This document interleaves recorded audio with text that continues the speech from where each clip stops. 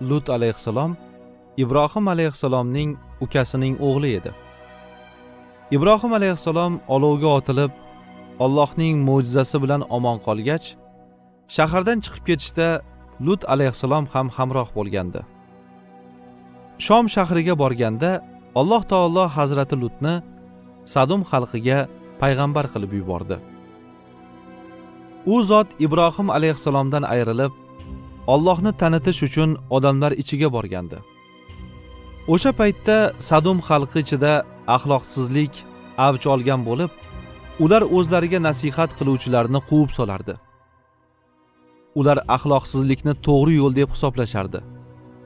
Firibgarlik, yolg'onchilik, savdoda g'irromlik qilish kabi illatlar bu jamiyatda keng tarqalgandi. Yo'lto'sarlik qilib, birovning molini olib qo'yish odatiy holga aylangandi. Lut alayhissalom ularni bu zalolatdan qutqarishga, Allohga tavba qilib, iymon keltirish va yaxshi amallar qilishga undash uchun kelgandi. Sadumliklar esa uni masxara qilib, mavjud tuzumni buzmaslikka chaqirardi. Muqaddas kitobimiz Qur'oni Karimda Lut alayhissalomning xalqiga aytgan gaplari bunday bayon qilinadi. Lut qavmi ham rasullarni yolg'onchiga chiqardi. O'shanda birodarlari Lut ularga dedi: Allohdan qo'rqmaysizlarmi? Men sizlarga ishonchli rasulman. Allohdan qo'rqinglar va menga itoat qilinglar. Buning uchun sizlardan ajr, haq so'ramasman. Mening ajrim faqatgina olamlar Robbining zimmasidadir. Kunlarning birida Lut alayhissalomning ziyoratiga 3 nafar yosh va ko'rkam yigit keladi. Lut alayhissalom mehmonlariga qavmidan bir zarar yetishidan tashvishlanib, sizlarni kimdir ko'rdimi deb so'raydi. Ular hech kim ko'rmaganini aytadi. Ammo Lut alayhissalomning ayoli 200lamachi edi. Lut alayhissalomga ham ishongan kabi harakat qilar, Sadum xalqi bilan ham birga edi. U darhol qavmga chiqib, uyiga yosh yigitlar kelganini aytadi. Shunda Lut alayhissalomning uyi atrofini olomon o'rab oladi va mehmonlarni talab qilishadi. Lut alayhissalom ularga soatlab nasihat qiladi. Bu yomon ishdan qaytishlarini, aks holda bir baloga duchor bo'lishlarini aytib, ogohlantiradi. Gaplari havoda qolgach, mehmonlar oldiga g'amgin holda kiradi. Ularga odamlarning nima niyatda kelganini aytadi.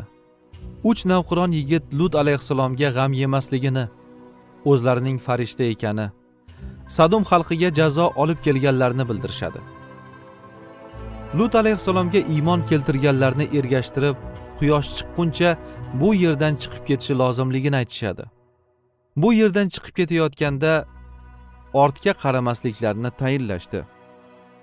Lut alayhissalom va unga ergashganlar bu yerdan chiqib ketishi bilan dovul turadi.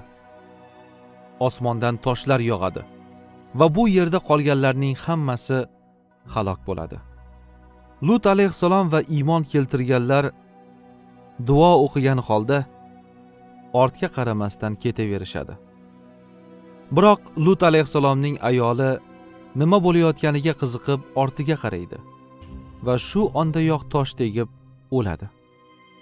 Alloh payg'ambarlarni tinglamagan va o'zini inkor etganlarni shu zaylda jazolaydi.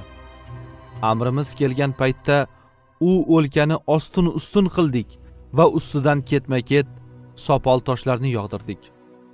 Ularga Robbing huzurida belgi qo'yilgan edi va ular zolimlardan uzoq emasdir. Lut qavmi ogohlantiruvchilarni yolg'onchiga chiqardi. Albatta biz ularning ustiga toshli bo'ron yubordik.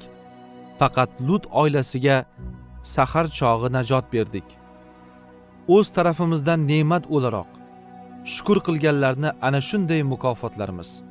Dar haqiqat Lut ularni bizning tutishimizdan ogohlantirgan edi. Ammo ular ogohlantirishlarga ishonmadilar. Ular undan mehmonlarini topshirishni so'radilar. Bas, ko'zlarini ko'r qildik. Mening azobim va ogohlantirishlarimni totib ko'ringlar. Batahqiq ularni erta tongda davomli azob tutdi.